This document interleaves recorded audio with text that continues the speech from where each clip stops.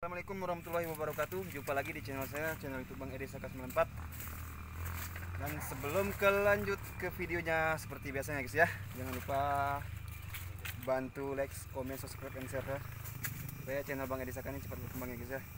Dan tak lupa pula aktifkan loncengnya supaya tidak ketinggalan update terbaru dari Bang Edi Saka. Jadi di konten kita kali ini ya guys ya, alhamdulillah kita kedatangan dulur-dulur nih guys, bukan orang lain.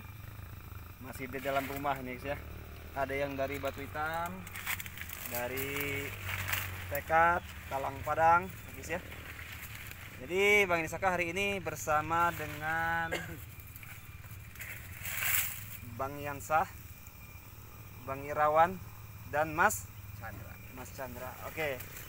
Jadi untuk Mas Chandra, apa pertanyaannya boleh dipertanyakan, apa yang dikeluhkan di kebunnya sampean silahkan dipertanyakan ya. Ini tetap kita lanjut lagi di balik layar ya. Jadi di bonsai ini banyak yang kayak gini nih. Apa udah Generatif ya? Oh, Generatif. Bahkan ada yang udah Pecah. lah. Udah pecah.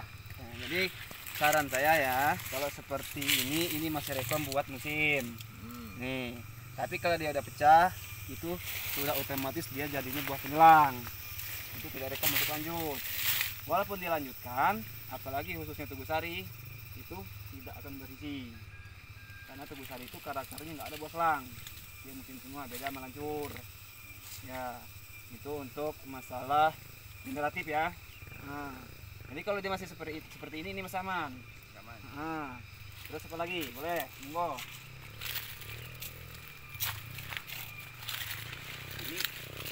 Tahun depan lagi nih. Ini masih bisa lanjut. Nah, masih lanjut karena dikarenakan apa, ini kan masih, ini hitungannya memang ini kan B3 ini tahun depan, tapi kan dia belum menyentuh tanah. Kalau dia udah menyentuh tanah, walaupun dia masih B2, kita potong, kita naik BO lagi. Yang lebih josnya lagi, lanjut yang bahan lanjutan masih produksi, kita potong dengan bahan BO, jadi double hasil kita kan gitu. Tahun depan ada penurunan nggak kalau double gitu?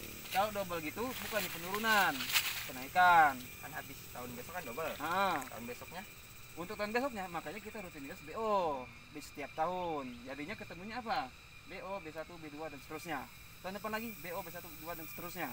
Jadi nggak ada namanya track, zong, itu nggak ada. Itu mitos ya. Jadi tergantung kita susun bahan.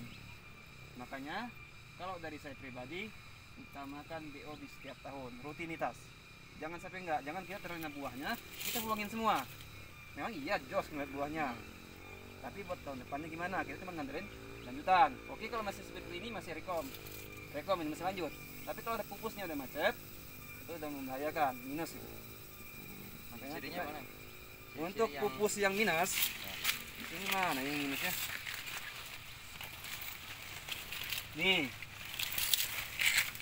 seperti ini ya.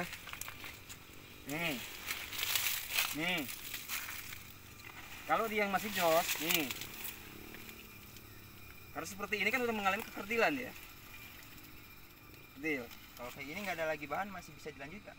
Masih bisa, Masih rekom ini buat lanjut. Kalau kita nggak ada bahan BO, Ya. masih lanjut. Tapi kalau pupusnya udah macet, kalau kita ada BO, mending kita turunin, kita fokus ke BO. Nah, tuh Maksimal BO berapa? maksimal BO kita tidak bisa mematok ya. Jadi tergantung luas as kita. Bisa masuk 7, taruh 7. Bisa 10, 10. Bisa 12, 12. Seperti itu. Misalnya nggak mampu 7, kita kurangin 4 apa berapa? Apa 5. Kan gitu. Karena kalau kita paksain, lokasinya asnya itu kecil, dia bertumbuh. Rawannya apa di mata biru ataupun mata hitam. Kedua, masa degan. Itu rawan perontokan. Oke, dia di pembungaan, wow. Nah, setelah itu tapi kan ada fase kan dia, 3 fase, pembungaan, mata biru dan degan. Kalau lolos di degan udah selamat, panen kita. Tapi kan rawannya rontoknya di degan. Banyak yang mengeluhkan. Tuh untuk masalah susun bahan tadi ya. Tuh BO apa lagi? Monggo. Cara memaksimalkan pembungaan. Nah, cara memaksimal pembungaan itu di segi unsur pupuk apa? Pupuk. Untuk pembungaan ya, kalau bahan kita udah siap seperti ini ya. Kalau ini kan nitrogen udah cukup nih. Nah, jadi kita fokusnya ke fosfat dan kalium. Berarti yang kita banyakin pupuk buahnya. Saya ini untuk pemupukan ini nanti awal nitrogen nggak saya pakai. Saya fokusnya ke fosfat dan kalium pada pupuk buah ya. Itu bebas apa yang kuning apa yang biru ya. Itu selera kita masing-masing dan tergantung dompet kita masing-masing. Tuh. Tapi kalau BO kita kurang sehat atau kekurangan cairan, misalnya kan kurang nitrogen harus kita masukin juga. Misalnya kita mupuk misalnya 1 hektar nih mau 3 kintal, berarti sekintal setengah urea, sekintal setengahnya buahnya. Tuh. Tapi kalau kita ibaratnya bahannya udah siap, walaupun nggak pakai nitrogen nggak apa-apa. Punya saya ini untuk nitrogennya tercukupi. Tuh. Berarti ini nanti nggak pakai nitrogen? Nggak, ini fokus ke buah. Jadi dia memacetkan pupus lah peribahasanya. Dia fokus ke pembungaan biar bunganya full. Tuh. Kita pancing lagi nitrogen pupuk kedua di bulan 11 atau bulan 12. Dia ngejar pupus lagi. Itu untuk produksi selanjutnya. Jadi kan ngejar ibaratnya pupus nih biar dia panjang lagi. Kalau di bulan 12 itu pakai nitrogen berpengaruh nggak sama masa degan? Enggak. Kalau kita susunnya bahan seperti ini enggak.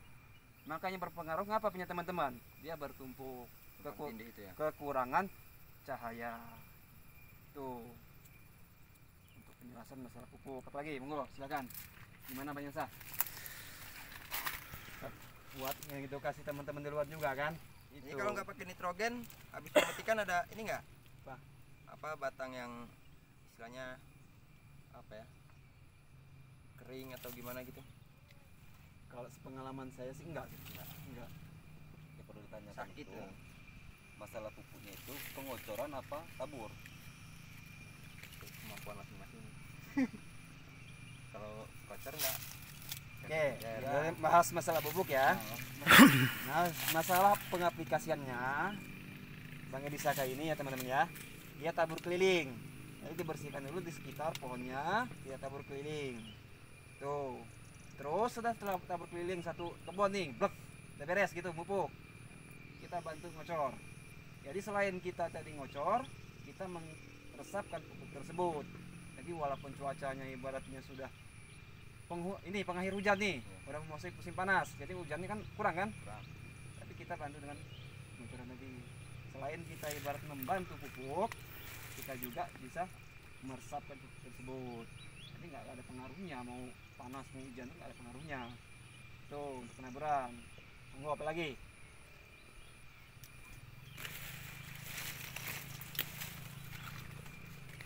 Ini mayoritas bahan kan udah tahu bulan-bulan Itu gimana bahan? Oh, titik temu bahan. Ya. Oke, ini bagus juga pertanyaannya nih ya. Jadi untuk titik tumbuh bahan Bang Edi Saka nih ya guys ya, mengambil titik tumbuh di bulan 10 ataupun bulan Oktober. Jadi di awal bulan Oktober itu sudah kita simpan. Berarti tapi jangan salah arti ya guys ya, bukan simpan langsung disortir, bukan. Setelah pemangkasan di bulan 9 kita habiskan. Kita nolkan kembali bahan tersebut. Jadi kita setelah dia tumbuh di awal bulan 10 kita biarin dulu. Nanti bulan 11 ataupun bulan 12 baru kita sortasi, penjarangan. Di situ kan sudah kelihatan sekitar 3 ruas atau 4 ruas di situ dia kan. Jadi mana yang tunas cacing, ranting, raja sudah kelihatan. Karena ada bisa membedakan teman-teman semuanya untuk soal itu.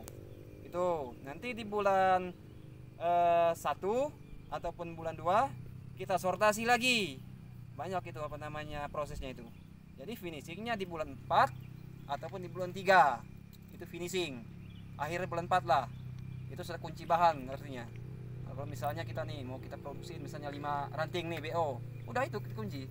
Walaupun sebagus apapun bahan yang lain tumbuh, kita buang. Kalau sudah kita kunci, itu kadang kan ruwetnya teman-teman kan setelah kita udah simpen bahan, ternyata masih ada nih bahan-bahan yang baru yang bagus-bagus nih, montok-montok lah peribahasanya kan, karena udah dipupuk kan. Ya ada lagi, jadinya ngejubel ya. Tuh, ya dalam proses pelihara BO itu memang rintangan waktunya itu memang panjang itu, dari sortasi awal, sortasi lagi, terus terakhir finishing di bulan 4, bulan 3 juga bisa. Jadi kan semakin membesarnya bahan semakin menumpuk, begitu. Mungkin apalagi? Berarti bahan BO ini bebas berapa aja Ini. asal tidak bertabrakan ya? Nah, tuh gimana? Ini raja bukan ini? Ini raja. Nah, tahun depan masih produksi nggak ini? Ini enggak bakal kita produksikan. Kita potong dari as. Nah, gitu. Nih, Enggak bakal kita produksikan. Ini cuma satu ranting, ini enggak rekom, lanjut. Yang ini mau kita lanjutin yang ini nih. Nah, Nah, ini masih rekom. lanjut. Lanjut. Ini masih lanjut. Yang bawah, Yang bawah itu enggak. ini sekarang sudah menempel ke tanah. Coba lepas bang. Nih, ini udah nggak rekom. Tapi kalau buat teman-teman, tapi jangan salah persepsi ya. Buat teman-teman kalau nggak nyimpan bahan BO, ini tetap dilanjutkan nggak apa-apa. Kalau nggak ada bahan BO. Tapi kalau ada bahan BO, yang apa sayang-sayang. BO kita ada kok di atas. Kita naik bahan. Karena kalau udah dia menyentuh tanah, oke di dalam fase pembungkaman oke jadi dia. Tadi di mata ketam, dugan itu rawan, ya. Tuh. Kalau tunas ini misalnya nggak tunas raja nih, ada tunas ranting produksi, boleh kita simpan seperti ini. Ini ranting produksi, boleh. Ini untuk membantu tunas raja. Itu. Nggak lagi. Ini kan di as ya. Nah, Ini kan jalur as. Nah. Katanya kan as itu minimal 3 atau 4 kata Nah. Bang Edi kan. iya. Ini berarti posisi tambah as ya. Ini ya. Sebenarnya gini loh, melihat situasi. Di sini makanya diisi karena sini kosong. Memanfaatkan ruang kosong. Gitu loh. Nanti suatu saat kadang kan terjadi si as ini dia kadang mati sebelah. Kan bisa jadi seperti itu kan. Masih ada gantinya. Gitu. Itu apa namanya alasan yang apa disimpan ini di dekat as. Ya. Tuh. Yang kedua, kalau jarak tanam. Jarak tanam terlalu rapat ini. Ya. Tapi kok bisa nggak saling tumbuh sih bang? Misalnya ya, pertanyaannya. Nah, jadi untuk membahas masalah itu, kita mainnya asnya nggak terlalu jauh. Kita simpan bahannya nggak terlalu jauh dari as utama, as pokok. Makanya nih disimpan lagi nih, malah dimundurin. Kenapa? Suatu saat as ini akan kita potong. Kita ganti as baru. Itu. Nah, ini apa namanya klon? Apa namanya? Parabola tapi yang ranting panjang nih guys. Nih. Jadi klon parabola itu ya teman-teman ya ada dua versi. Ada yang ranting panjang, ada yang ranting pendek. Ranting panjang itu seperti ini. Tapi dia apa namanya cacatnya di jarak. Tapi kalau yang ranting pendek dompolannya rapat. Coba itu perbedaannya. Oh. Nah. Yes, ini ketutup bahan BO sih makanya nggak kelihatan. Ini BO yang mau kita produksikan untuk 2026 ini 4 as raja ditambah bahan lanjutan berarti 5. Tuh. Kita nggak terlalu simpan banyak-banyak bahan. Yang penting itu tunas raja. Tuh. Kita geser ke ini, tebu super nih, guys. Nih. Ini tebu super. Kalau kata Sundanya ini lengkong ya. Nah, lengkong. Ada yang nyebutnya banglan, tugu super, lengkong, waspada ini. Kita nggak simpan banyak-banyak bahan. Kalau ini klon ciptaan sendiri nih guys. Bikinan Bang Edi Saka, kreatif sendiri ini. Bukan hasil minta dari orang, tapi ciptaan sendiri. Alhamdulillah teman-teman ada yang mulai mengembangkan tahun ini. Untuk Bang Edi Saka sendiri sudah mulai mengembangkan juga. Nih geser ke atas nih ada yang tunas mudanya nih. Ini hasil kreatif sendiri klon ini ya. Bukannya minta-minta sama teman-teman terus diakui bukan. Ini awalnya dari akar. Kita bikin kipas. Ini hasilnya seperti ini. Kulit tipis ini. Matangnya ya lumayan cepat lah. Kalau mau banglan cepat ini, sama tubuh sari cepat ini. Kulit tipis nih guys. Untuk dompolan nih padat. Nih, saking nggak bisa ini lagi dia apa namanya kejepit lah. Yang jadi dia. Nggak ada tempat. Nah, nggak ada tempat. Tubuh sebar ini. Banget. Ini rencana nanti akan kita bikin tingkat di sini, variasi. Kita setting dengan klon baru lah, biar nggak ketinggalan. Tuh, sama teman-temannya. Udah cukup sekian ya. Tar dulu. Nah, jadi mungkin cukup sekian dulu ya konten dari Bang Edi Saka untuk hari ini. Terima kasih buat saudara-saudara saya yang sudah mampir dengan Bang Edi Saka ya. Dan Bang Edi akhiri, billahi taufiq wal hidayah. Wassalamualaikum warahmatullahi wabarakatuh.